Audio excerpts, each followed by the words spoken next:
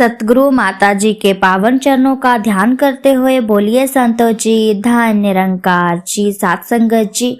दासी आशा करती है कि आप सभी महापुरुष अपने अपने घरों में सतगुरु माता जी की पावन कृपा से स्वस्थ होंगे। साथ संगत जी, दासी आशा करती है कि दासी जो कहानी कहने जा रही है आप जी संतों को जरूर पसंद आएगी। तो चलते हैं इस कहानी की ओर। प्यार की सीख। महात्मा ईशा उन लोगों के साथ भी प्यार करते थे जिन्हें अयहूदी धर्म गुरुओं ने पापी करार दे रखा था। उन्हें इस आचरण पर धर्म गुरु टीका टिप्पणी भी किया करते थे, लेकिन महात्मा ईशा उनकी परवाह न करते हुए अपने प्यार द्वारा बुरे कहलाने वाले लोगों का भी सुधार करने में जुट रहे थे। धर्म प्रचार के दौरान एक बार महात्मा ईशा चरीहो नामक नगर में पहुंचे। वहां जक्कई नाम का एक आदमी रहता था। जक्कई एक सरकारी अधिकारी था। वह विदेशी सरकार के लिए जनता से हर वसूल किया करता था।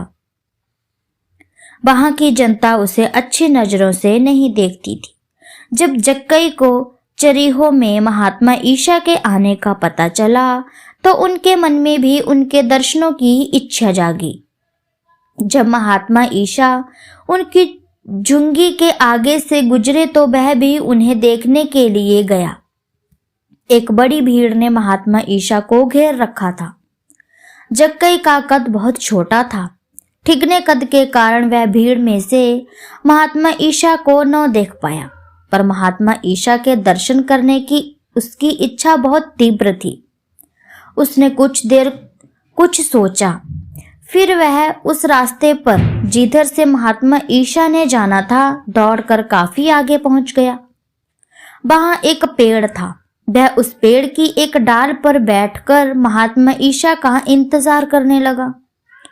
उसकी महात्मा ईशा से मिलने की बहुत इच्छा थी, मगर मन ही मन वह डर भी रहा था। वह सोच रहा था, मैं एक बदनाम आदमी हूँ। विदेशी सरकार के लिए कर वसूल करते समय मैं यहाँ के लोगों पर कई तरह की सख्तियां करता हूँ। लोग मुझे बिल्कुल पसंद नहीं करते, वे मुझे पापी कहते हैं। मेरे जैसे आदमी से महात्मा ईशा कहाँ बात करेंगे। यह सब सोचने के बावजूद उसके मन में महात्मा ईशा से मिलने की प्रबल इच्छा थी। कुछ देर के बाद महात्मा ईशा अपने श्रद्धालु भक्तों की भीड़ के साथ उस पेड़ के पास पहुंचे। जब उन्होंने जक्कई को पेड़ पर बैठे देखा तो वह बड़े प्यार से उससे बोले, जक्कई जल्दी नीचे उतरो, आज मैं खाना तुम्हारे घर खाऊंगा, चलो जल्दी चलें। महात्मा ईशा की बात सुनकर जक्कई बहुत प्रसन्न हुआ। खुशी में नाचता हुआ वह महात्मा ईशा को अपने साथ उनके घर ले आया। यह देखकर यहूदी धर्मगुरुओं ने महात्मा ईशा को बहुत बुरा भला कहा। वे कहने लगे, जक्कई तो पापी है, वह विदेशी सरकार के लिए हमसे कर वसूल करता है। ऐसी पापी के घर जाने वाला व्यक्ति धर्मात्मा नहीं हो सकता। यीशु को जक्कई के घर नहीं जाना चाहिए था।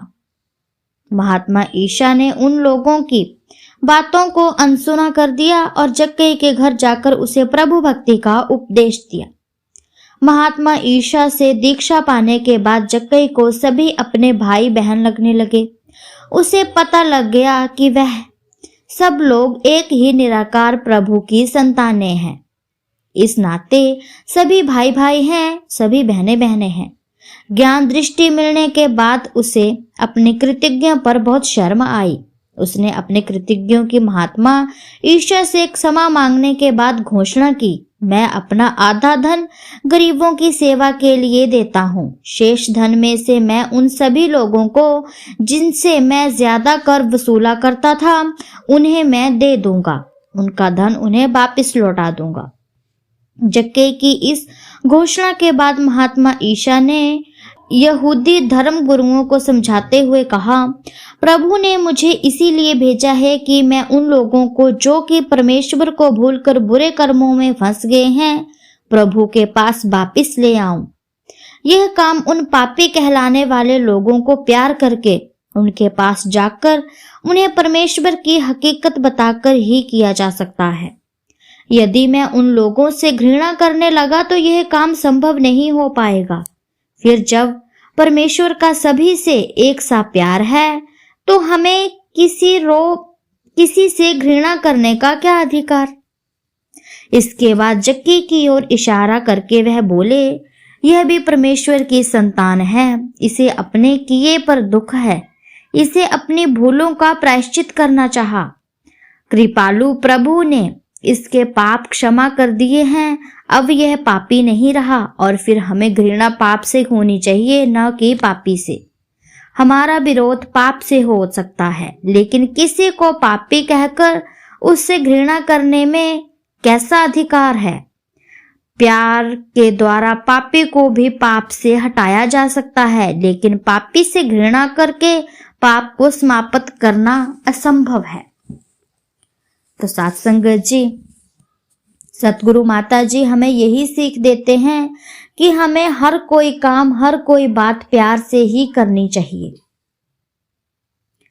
तो साथ संगत जी, दासी की कहानी आप जी संतों महापुरुषों को अच्छी लगी हो तो चैनल को लाइक, शेयर, कमेंट और सब्सक्राइब जरूर कीजिएगा। ऐसी ही प्रेरणादायक कहानियां दासी आप जी के सामने लेकर के आती रहेगी। तब तक के लिए धन्य निरंकार जी।